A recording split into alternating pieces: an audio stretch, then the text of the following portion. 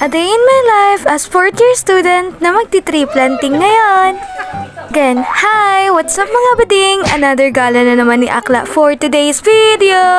So yun nga guys, ngayong araw nga ang aming tree planting.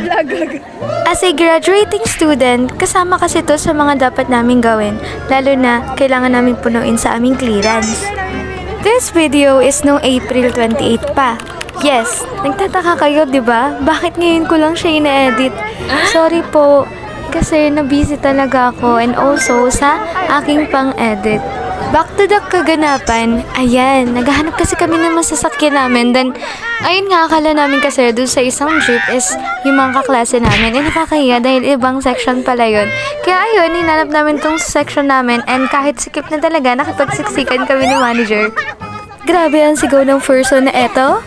Yun na nga, finally, nakasakay na kami ni manager and also, nakatabi namin si Pat at iba naming mga kaklase kasama namin sa isang jeep.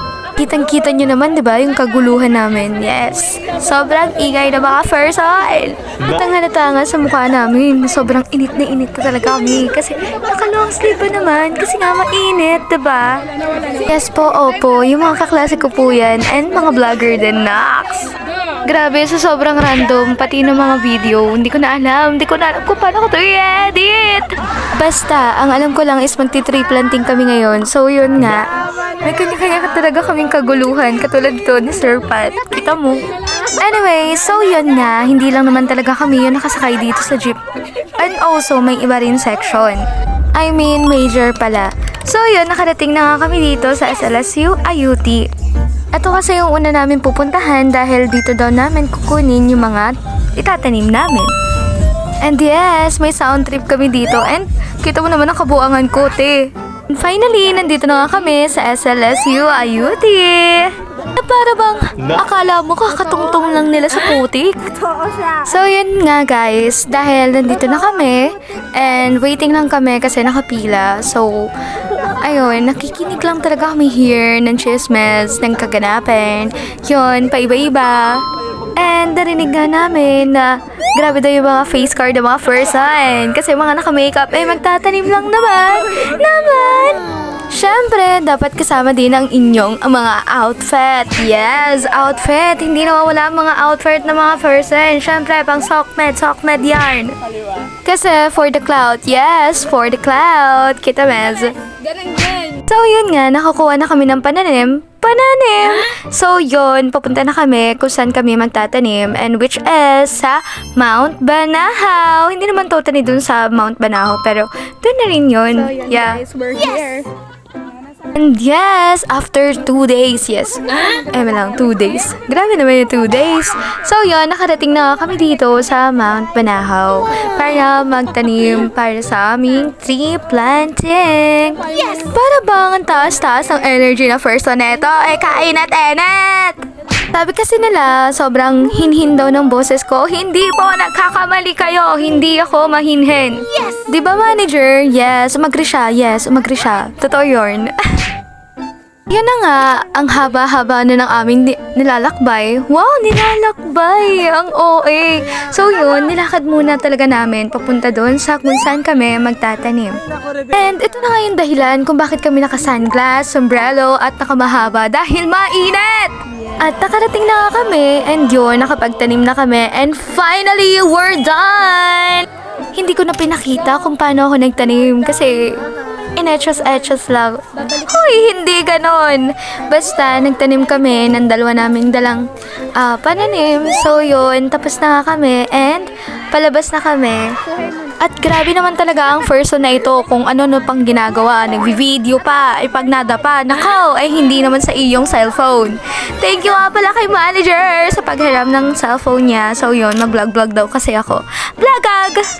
At dahil tapos na nga, nakapagtanim na kami, so yun, pababa na kami, and mahaba na ulit ang aming lalakarin, at nakasakay na nga kami sa jeep, yes! At para bang ang tagal-tagal namin nagtanim, pero hindi talaga, so yun, mabilis lang talaga kami nagtanim. Ayan, ito yung mga isang reason kung bakit hindi ako nakakapag-voice record. Kasi nga, ganito nga ganito, napapaos ako nga ayan. So, yun, nandito na kami, nakarating na kami ulit sa aming school. Yes, and tapos na nga. And papunta na lang kami sa McDo para kumain, lumamon, at mag-cloud. Yes, for the cloud again. Para bang akala mo talaga may pera siya. Yes! So yan nga, hindi ko na nga isasama kung nung nakasakay kami sa Egypt. Yes, Egypt po yung sinakyan namin papunta dito. And yun nga, sobrang mura ng pamasahe namin. 9 pesos for the first time! 9 pesos yung pamasahe namin. So yun, kwentuhan lang, chikahan, kain, lamon, yes. And, ayun nga, yun lang naman yung kaganapan namin kaya kami pumunta dito. Yes, ang layo pa talaga ng dinayo namin para lumamon. Ayun na nga, tapos na kami lumamon. Dahil pawisan nga tayo. Kala mo talaga pawisan? I mean, mainit. So, kailangan pa talaga magpalit ng damit. So, yun. And, nakapagpalit na nga tayo. So, yun. Aura lang si teacher. Kita mes. Ang teacher nyo. And uwi na nga kami. So yun, nakapagpalit na din yung iba. At ako, yes, plakado na kaming lahat. At tapos na din kaming lumamon. And finally, yun nga, sobrang init. At ito nga yung unexpected na mangyayari na hindi namin talaga inaasahan na nakasaksi pa kami ng aksidente. So yun, ganito kasi yung nangyari. Nagkakwentuhan kami sa labas, then ang bilis talaga ng pangyayari. At ang bilis din ng nangyari sa kanila. Ang alam ko kasi basa yung kalsada, kaya madulas. Mabilis din yung pagpapatakbo nila. Pero mabuti na lang, hindi naman sila ganun sobrang nadisgrasya. So yun, and nagulat talaga ako kasi akala namin padaan lang talaga yung ambulansya. Which is, dun pala talaga papunta. Grabe, ang bilis lang. Like, 1 minute? 2 minutes? Mga ganun. Hindi naman po kami natuwa dahil may na-aksidente ha. For your information po, natuwa kami kasi first time na ang bilis talaga ng ambulance. Kaya sinasabihan talaga ako na manabe. Yun lang, paalam! Actually, may next video pa talaga akong i-edit at marami pa yun. Ayun lang!